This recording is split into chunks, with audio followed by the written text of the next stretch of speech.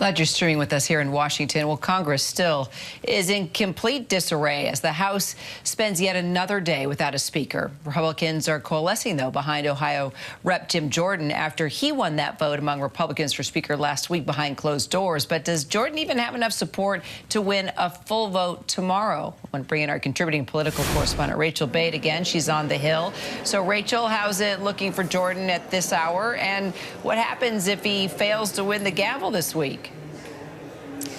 Kira, the Jordan allies are saying they're very confident right now and think that he's actually on the brink of winning the gavel. I mean, just a couple of days, if you think about it, there were a number of lawmakers, 55 House Republicans, in fact, who voted against him in a secret ballot election, saying that they didn't want him to be speaker. And I was hearing from a number of these guys saying that they were in touch with each other. They were going to form some sort of collective block, if you will, to make sure Jordan wouldn't get the votes to actually win the gavel. But now, this morning in the early afternoon, we're seeing his opponents basically tripping over themselves to say that they are now supporting him. A lot of these people who were out there last week saying they were a never Jordan person are now coming out and saying they will support him. People like Ann Wagner, who last week said, quote, hell no, she will never support him, now saying that she will actually vote for him. What does this mean?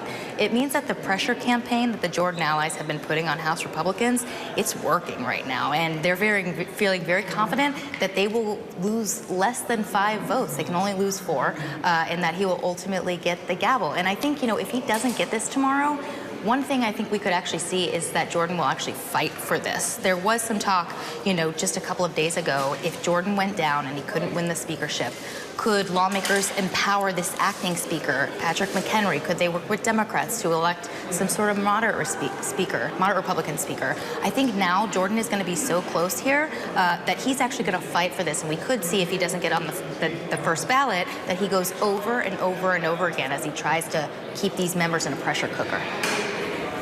So let's talk about Democrats and how they're reacting to House Republicans sort of falling in line here.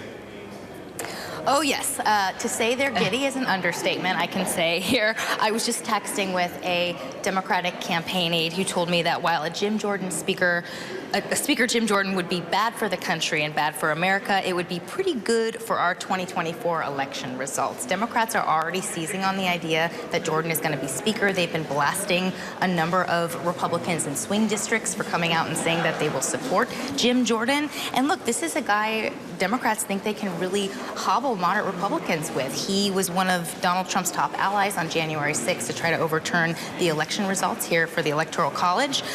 He has been sort of embroiled in this scandal at Ohio State University regarding a former doctor who was alleged to have sexually misconduct and sexually assaulted a number of wrestlers.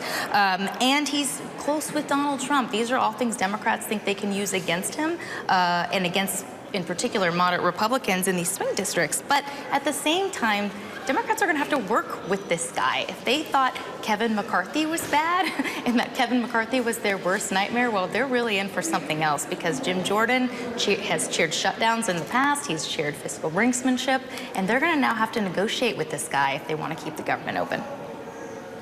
All right, stay tuned. It's going to be an interesting 24 hours. Rachel, thank you.